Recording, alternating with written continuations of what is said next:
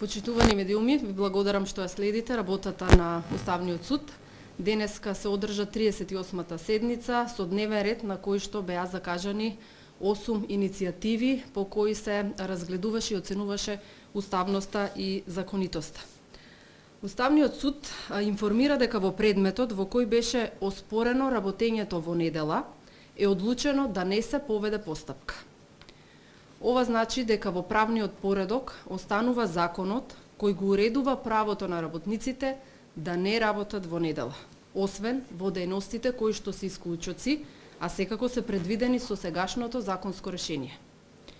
За Уставниот суд неосновани се наводите на Стопанската комора на Северна Македонија, која што е подносител на оваа иницијатива и која бараше да се запре извршувањето на овој закон. Оваа одлука е конечна и секој мора да ја почитува. Вториот предмет од интерес на јавноста, кој го опфаќа Законот за социјална заштита. Уставниот суд одлучи да го укине членот 44 став 2 во делот најдоцна до 65 годишна возраст. Станува збор за одредба која што опфаќа користење на надоместок заради попреченост. Согласно содржината на членот, ќе појаснам дека се работи за надоместок кој може да го оствари лице со тешка или длабока интелектуална попреченост, со најтешка телесна попреченост, потполно слепо лице и потполно глуво лице.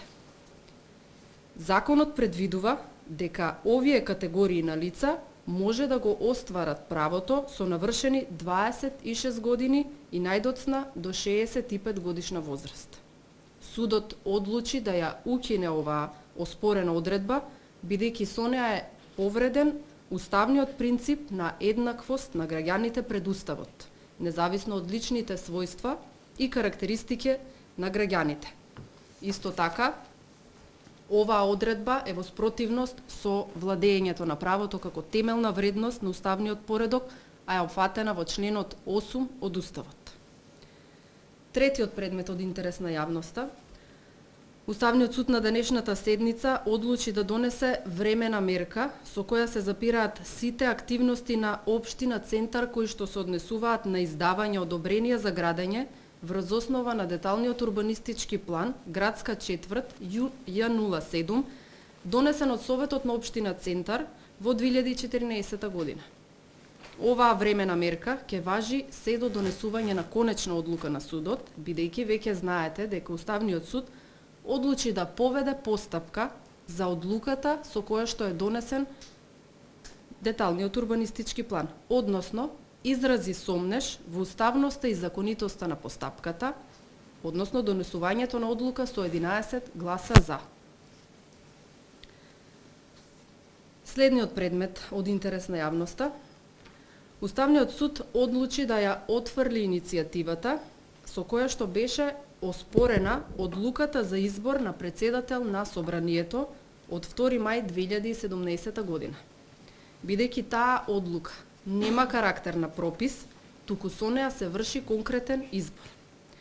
Членот 110 од Уставот јасно утврдува дека Уставниот суд одлучува за согласност на законите со Уставот и согласност на другите прописи и колективни договори со Уставот и со законите.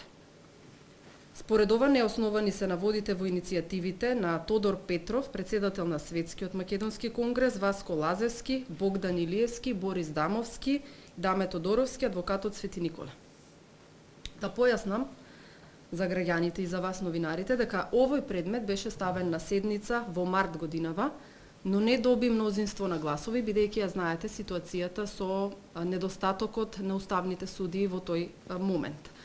Председателката на Уставниот суд овој предмет го доби во февруари како готов, инаку е оформен во 2017 година со спојување на 4 иницијативи и уште на 7 јуни во 2017 година советникот кој што го работел го предал рефератот на тогашниот судија известител.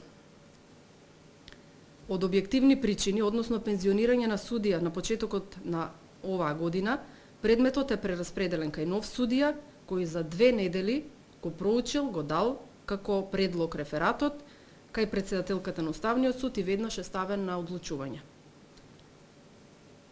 Уште една точка која што од интерес на јавноста, за која што вие пројавивте интерес, судот одлучи да не поведе постапка за членови од деловникот на владата кои што се однесуваат на прв заменик на претседателот на владата, задолжен за координација на политичките прашања на ресорите, бидејќи се смета дека за ваков начин на уредување, ваквиот начин на уредување произлегува од одредбите на законот за влада, а во случајот тоа се разработува и со деловникот на владата.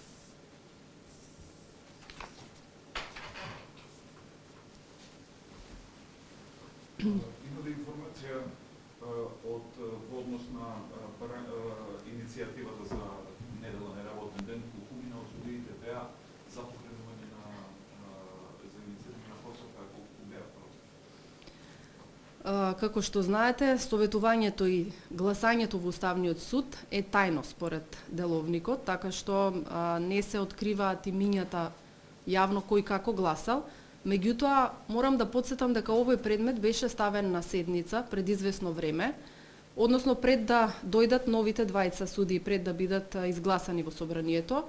Во тој случај, тогаш имавме едно јавно известување дека предлогот исто беше за неповедување на постапка, односно овој закон, оспорената одредба, да остане во правна сила, со што против тоа беше еден судија, кој најави издвоено мислење на оваа одлука.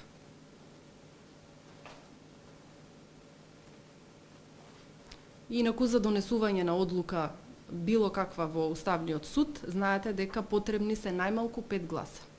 Во овој момент Уставниот суд има 7 судии и ќе искористам и оваа прилика да потенцирам уште еднаш до јавноста дека во среда на 7 декември истекува мандатот на судијата Вангелина Маркудова, со што Уставниот суд апелира собранието да ги избере и останатите судии.